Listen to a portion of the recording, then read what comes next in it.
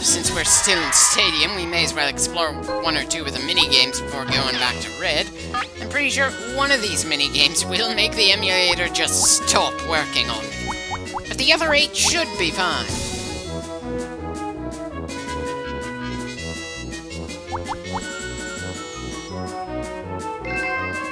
Right, guess we're gonna be hardening up quite a bit around here. Kind of a shame there isn't a mini-game for Beedrill or Butterfree, or even for Caterpie and Weedle. Also a shame we don't get a choice on if we get a Metapod or Kakuna before this particular minigame starts, or just randomly assigned one. Still, it's a simple enough game, and I do like the fact that we got Kakuna.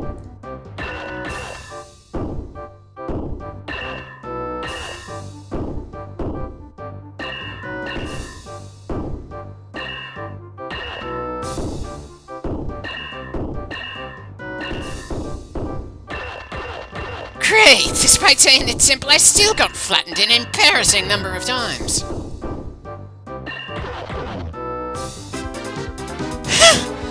Didn't think our first run through that would end in a draw. Hold on, gonna try that one again.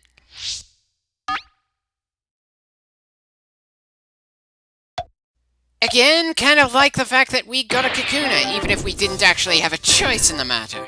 Not that there's really all that much I can say when we're just hitting one button at the right time to avoid being flattened by rocks that are only coming at us for the sake of making this a competition.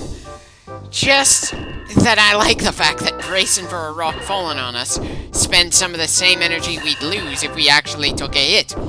And that this highlights that Pokemon really are competitive little bastards, regardless of their species. I'm pretty sure that this entire minigame started because one of these, various cocoon things just went, "I am the toughest in this frickin' tree!" Somebody then just tore them out of the tree, put them there, and then just started flinging rocks. And the frickin' stubborn guys down there just go, "Yeah, give me some more! The other guys aren't done yet!" I'm not sure what's funnier, the fact that our Kakuna is jumping around so happily, or the fact that the rocks were going to hit us just ceased to exist when everyone else couldn't go on anymore. Now, one more minigame and it's back to our regularly scheduled Pokemon journey, which we'll be going through some rather dull grinding, really, to be honest. I'd like to think that's actually Nim running for us down there. Couldn't really say anything about Gaban competing in the previous minigame twice, since, well, he'd already evolved from Kakuna to Beedrill by the time I got around to recording this bit. Bit of a shame that Nim here only got second place, but still, considering both the camera angle and the odd way the obstacles literally popped up out of nowhere, I think second place is pretty respectable. And besides, there's no prize for first place either.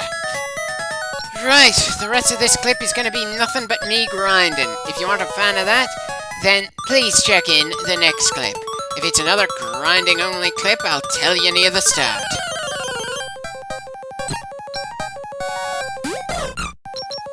It kinda says something that the first generation gives us 3 legendary birds, but overall the flying type always struck me as kinda in some ways similar to the poison and how they're treated. I mean, sure, the flying type has some stronger overall moves and plenty of representation, but more often than not, a flying type creature is also another type. Seriously, both Pidgey and Spearow are flying and normal. As far as I'm aware, flying is the only thing that doubles with normal. Hell, you don't start seeing other Pokemon with odd combinations of something special than normal until the 4th generation with Bibarel, a normal water type. And even as things started getting thrown in with normal type for some reason later in the series, flying and normal remained among the most common dual typing around. Maybe I just lost interest in the mainland games at a bad point and flying types get some better representation from below the legendary line. At the very least, doing LPs at my own pace should tempt me to go further than just the 3rd generation this time. We'll see when we get there.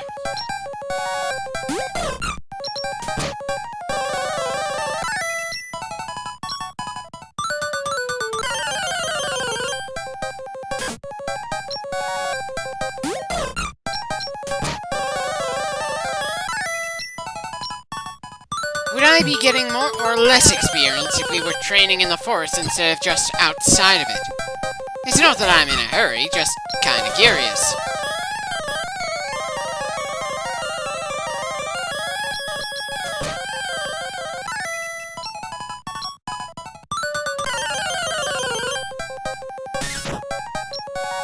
At the very least, we're seeing a bit more variety in this patch of grass than we would have in the forest.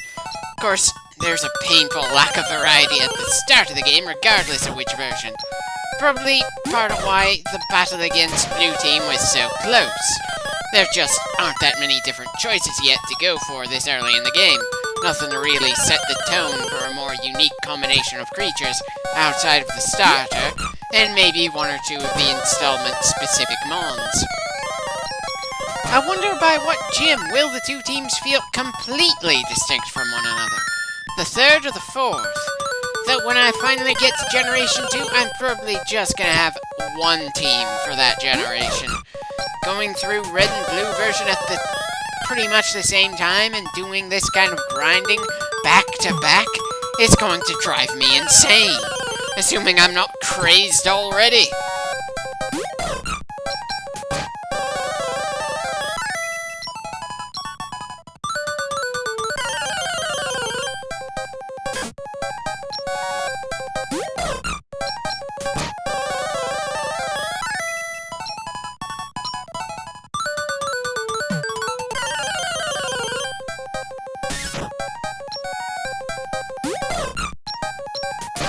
Again, kind of wish there was more of an in-universe justification for me to outright patrol sections of grass for low-level monsters to beat up with our monsters outside of the actual reason for grinding. I mean, sure, we need to train our Pokemon somehow. Still, it's a little hard to avoid feeling like a bit of a bully getting team members up to snuff this way. Especially when the level difference is over double like this. Seriously. These poor bastards aren't even getting the chance to strike back, even if we don't have a super effective strike. But it's not like there's any other way for us to level up our guys one by one and give them the attention they deserve. And as far as I know, there aren't any other ways to level them up other than experience share, which wasn't a thing in the first generation, and rare candies, even in the much later generations. Anyone else occasionally try to imagine different ways for Pokemon to be trained in the universe?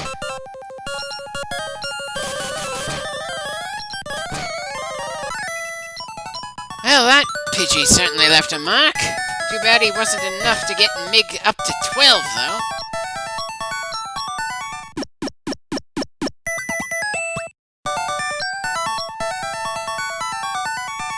Oh, I'm sure you'll be seeing some more of us before we finally leave Pewter City. Sadly enough, there's no reason we'd ever have to come back to this town at a later point outside of maybe grabbing one fossil. Unfortunately, I've never been in any way interested in the fossil Pokemon in this game. I generally don't give a damn which fossil I grab at Mount Moon, because I never actually use what I revive, and I don't come back to Pewter to be able to get an Aerodactyl. One of the issues with having over 100 different creatures to choose from overall.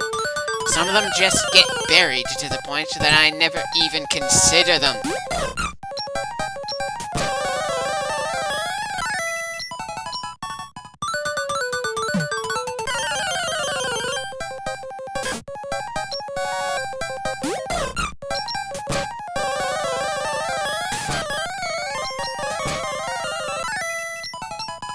Well, at least when I stumble onto the rare level 5s in this grass, they have the chance to strike back at us. It's still one-sided in our favor, but at least they can make some attempt at a fight.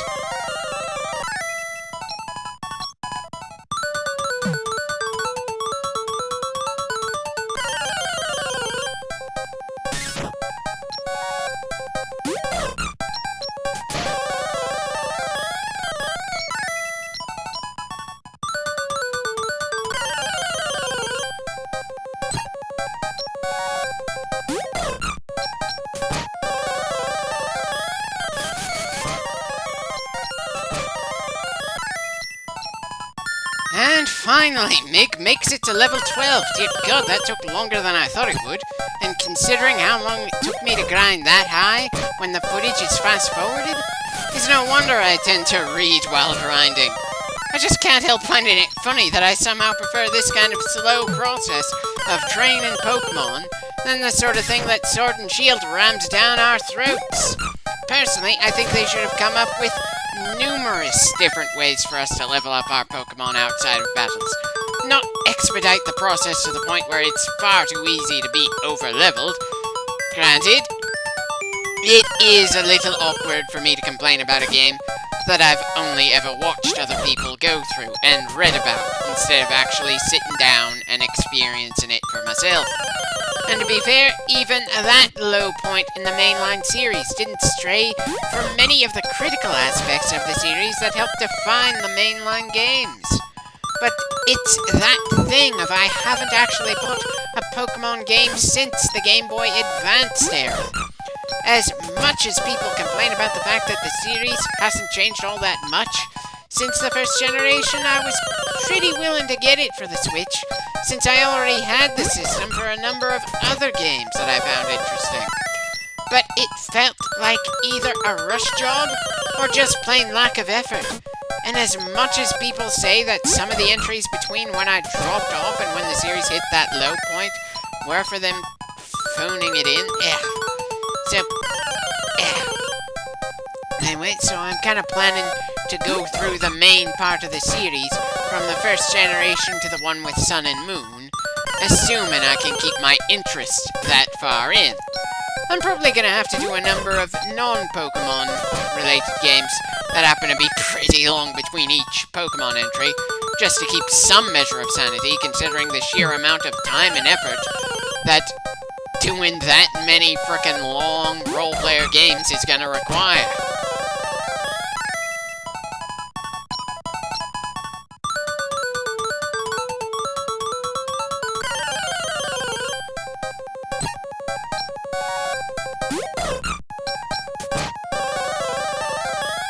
Speaking of time and effort, once we're done leveling up Mig, we've got Bellram to raise up to par, then anyone else who hasn't quite made it to level 13 yet.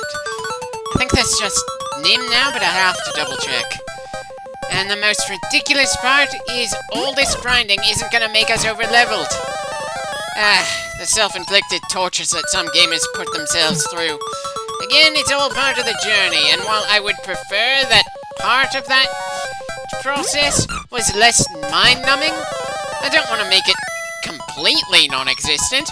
Removing the prep work portion of a role-player game just makes it feel less satisfying when you finally make it to the end credits.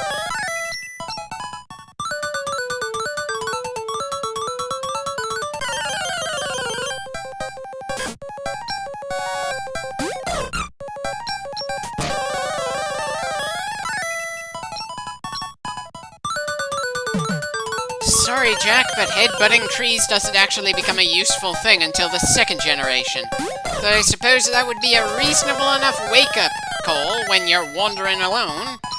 Well, wander might be the wrong word to use, especially with how simple the world map is in this game. It's not like we could have actually gotten lost in Viridian Forest or somehow ended up in a town that had nothing to do with the Pokemon League. But then, the anime kind of implied that there's a lot more towns and cities in Kanto than what the games actually show.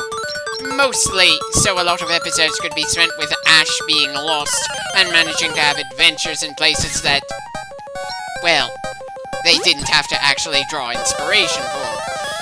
Unfortunately, I don't think gaming has gotten quite that capable of making a world feel alive just yet. Though, open-world games like Skyrim and Breath of the Wild certainly are trying to go that live.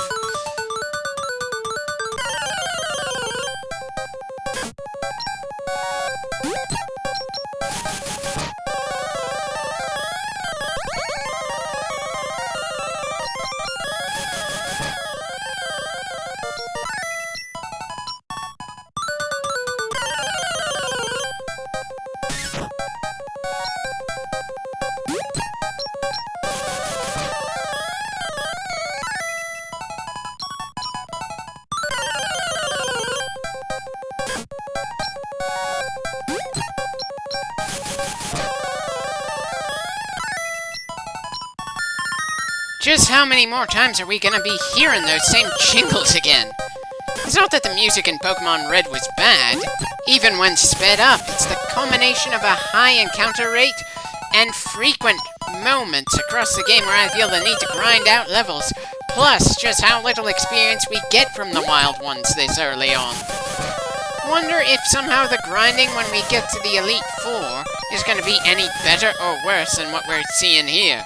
I mean, sure, we're going to have to deal with wild Pokemon that are higher level than the ones we're dealing with here at the start, but the difference in levels between the wild Pokemon here and Brock versus a level difference between Victory Road and even just the first of the Elite Four? I'm pretty sure that getting to an appropriate level to fight the Elite Four is going to be more difficult than actually navigating to where they are. And I'm also actually pretty curious to learn if this game has more or less padding related to grinding than the other main games. Though I'm kinda likely to forget just how much grinding I actually went through in this game the moment I finish it.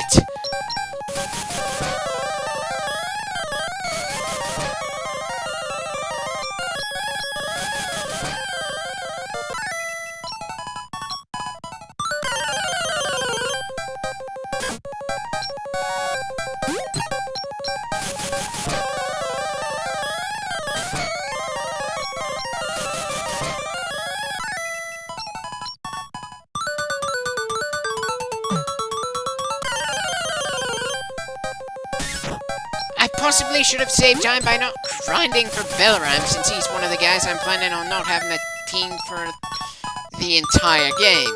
I mean, hell, Mig's not going to be on the team for the longest period either, but he's going to be my main flying type. And, well, what else does Bellram have going for him? At this point, he's just here to fill out the numbers. Is that more or less depressing than being on the team because you're the HM slave? I mean, both are better than just being shoved into the box to be forgotten, but still.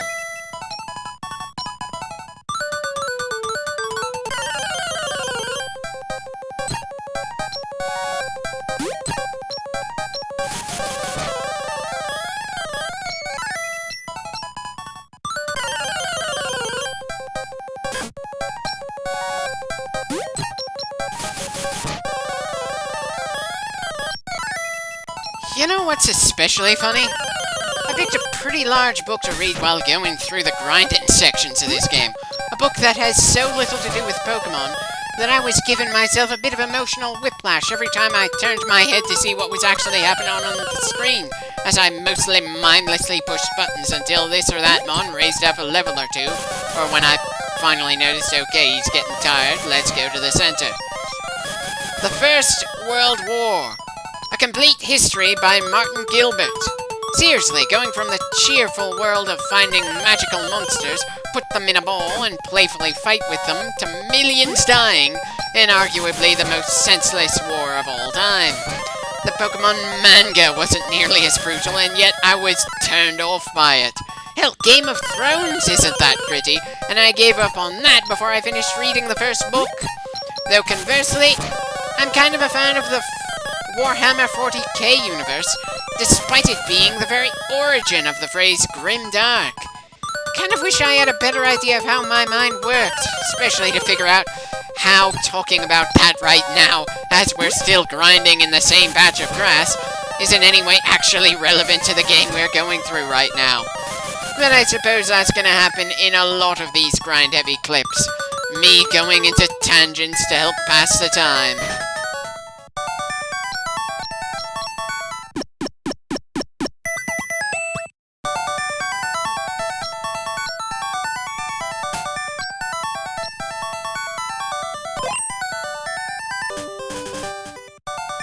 Right, saved and then came right back just to do some more grinding. I don't know if that's depressing or actually just a little funny. Ah, well, at least it looks like there isn't too much grinding left to do at the moment, so shouldn't be too painful now. Right. Well, at least it didn't take us as long to get Bellram to level 13 as it did for Mig somehow. Now for Sango. who will also be getting replaced pretty soon since I'm more of a fan of Nido King than Queen. And then Nim, who, like Mig, is going to stay on the team for a longer period of time. In other barely related conversation topics, I learned recently that there's a sequel series for Inuyasha called Yashahime, Princess Half-Demon. On one hand, I'm a bit against the idea to a degree because, well, Boruto is still fresh on my mind. When you do a next generation bit, you'd better have a good reason for the older characters not to have much of a role in the fighting.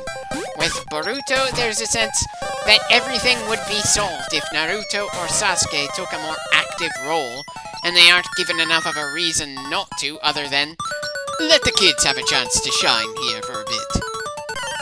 I've also got a bit of caution over the fact that the original author isn't part of the sequel series. Granted, there were things in both Inuyasha and Ranma 1/2 that drove me crazy, but there was enough charm to keep me drawn in for quite some time. But frankly, American comic books are better suited for trading authors than the stories that Japanese manga tend to go for. I don't know, maybe it's just a case of the anime Dragon Ball GT leaving me very wary when it's not even the same company doing this stuff. Or maybe it's the fact that this world is being brought back, not because they have actual plans for it, but because someone who happens to have the rights for the intellectual property feels it'll make easy money. Which feels like an EA or Disney sort of move. Ugh. One of these days I might give Yashahime a fair shot. It's just that entertainment has been turning into its own kind of depressing battlefield, and I've become rather cynical after seeing so many missteps from so many different medias that I've actually enjoyed. Hell, it's practically a tale as old as time. People told a lot of tales about the gods of Norse mythology, even if not all those tales made it into written form. Notice how most of those tales involve life before Ragnarok. Now the stories just stop after Ragnarok, even though there are some survivors that could be doing some actual rebuilding afterwards.